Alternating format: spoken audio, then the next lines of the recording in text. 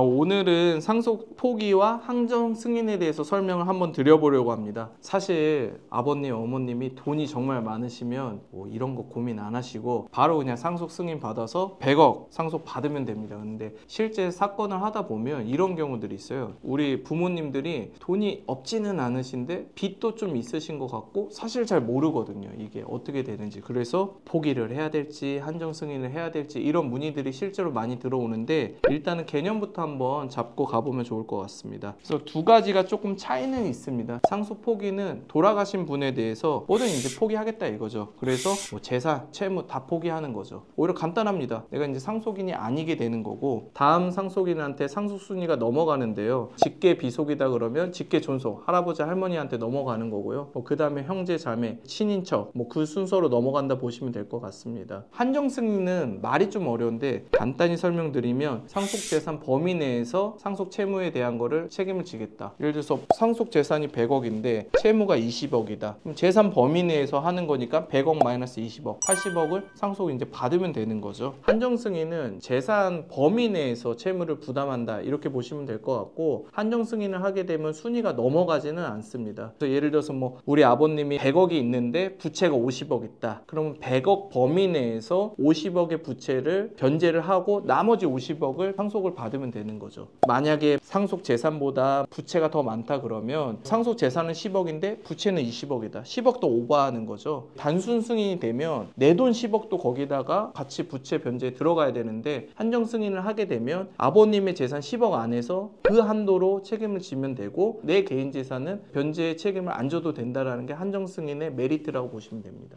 한정 승인이랑 상속 포기 관련해서 절차 설명 좀 드릴게요. 기본적으로는 3개월 이내에 하셔야 돼요. 3개월 넘어가면 단순 승인으로 강주돼서 상속자로 그냥 지위 승계가 된다 이렇게 보실 수 있어서 빠르게 원스타 서비스를 신청을 하셔야 됩니다. 원스타 서비스 말도 좀 생소하실 수 있는데 안심상속 원스타 서비스 이거를 하셔야지 그 돌아가신 분의 금융자산이라든지 부동산 뭐 이런 것들을 볼 수 있는 거고요. 서비스 신청 방법은 잘 나와 있습니다. 정부 입상 홈페이지 가셔서 온라인 신청하셔도 됩니다. 근데 이게 하면 바로바로 오는 건 아니에요. 좀 시간 걸리기 때문에 돌아가시면 바로 하시면 좋을 것 같고요.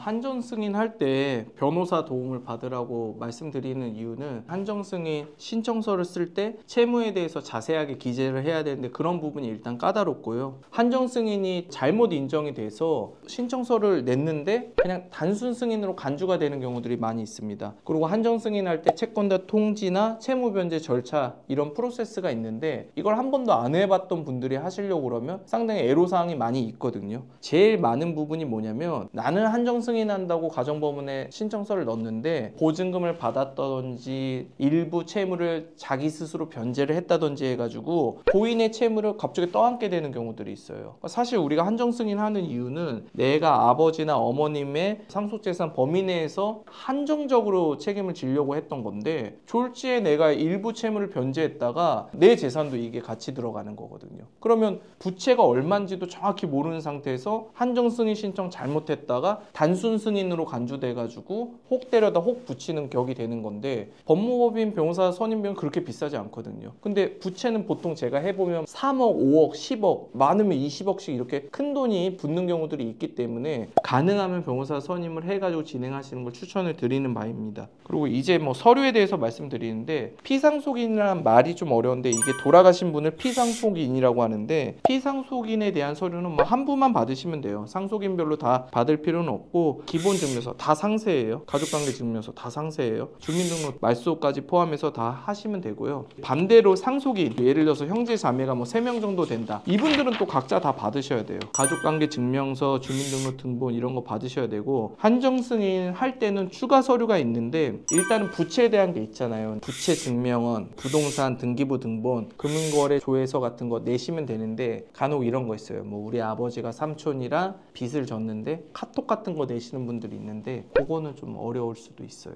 왜냐면 이걸로 부채를 그냥 꾸며낼 수도 있잖아요. 그러니까 이거는 좀 인정되기는 어렵고, 장례비 영수증 같은 걸 조금 챙기시면 좋을 것 같아요. 장례식 치를 때 돈이 생각보다 많이 들 거거든요. 음식비, 뭐 교통비 이거 다 공제 대상이니까 장례식에 대한 영수증은 싹 다 받아 놓으시면 좋을 좋을 것 같아요. 그리고 뭐 대표적으로 보험, 주식 이런 것도 당연히 증빙서를 무조건 가져오셔야 되고요. 가능하면 로펌에 의뢰해 주시면 위임장 같은 거 써가지고 진행하시면 훨씬 편하세요. 법무법인에 인간증명서나 본인 서명 사실확인서 이런 거 받으셔가지고 하시면 좀 더 일이 편하십니다. 그래서 내가 한정 승인 하겠다는 사람은 이게 불안한 거예요. 부채가 얼마나 늘어날지 모르는 거예요. 막 이런 소송이 있어요. 부동산 팔았는데 매수자한테 소송당한 거예요. 왜? 하자가 있대요. 그러면 이게 하자가 얼마일지 판 사람도 모르고 산 사람도 모르거든요. 그러면 이거 소송이 진행돼봐야지 뭐 10억일지 20억일지 나온다 이거예요. 그럼 이런 사건들은 되게 중요한 부분이라서 단순 승인할 수가 없으니까 무조건 한정 승인으로 돌려서 풀어야 되는 거죠. 그래서 단순 승인 방지하려면 고인의 재산을 함부로 쓰면 절대 안 된다. 그리고 법률가랑 미리미리 꼭 사전에 행동에 대해서 하기 전에 미리 상담을 받으시고서 하셔야 돼요. 상속 청산이라는 게 있는데 뭐 예를 들어서 저희 아버님이 돌아가셨는데 빚밖에 없다. 이것저것 떼고 났더니 돌려줄 재산도 없다 그러면 이거 그냥 통보하시면 돼요. 채권자들한테 돌려줄 돈 없고 재산 이 정도 남았는데 장례비 쓰고 뭐 하고 했더니 받을 거 없다. 이렇게 하는 경우가 있고요. 상속재산 파산으로 가는 경우가 있어요. 이런 경우는 임의적으로 나누는 게 아니라 법원의 도움을 받아가지고 처리하는 절차인데 이런 부분은 꼭 변호사 선임해서 진행하셔야 돼요. 이거는 뭐냐면 자산이 꽤 있는 거예요. 부동산도 있고 주식도 있고 뭐 공장도 있고 다양하게 있는 경우죠. 그러니까 이거는 채권자들한테 누구한테 줘야 될지 애매하잖아요. 나랑 친한 사람들 위주로 먼저 준다? 이것도 채권 동순위 원칙에 위배되는 거거든요. 법원 도움을 받아서 청산하는 게 가장 올바르게 청산하는 방법이다. 이렇게 말씀드릴 수 있을 것 같아요. 상속 관련해서 부동산 많으신 분들 또는 제조회사 크게 운영하셨던 분들은 가능하면 전문법인 도움 받으시는 게 좋을 것 같습니다.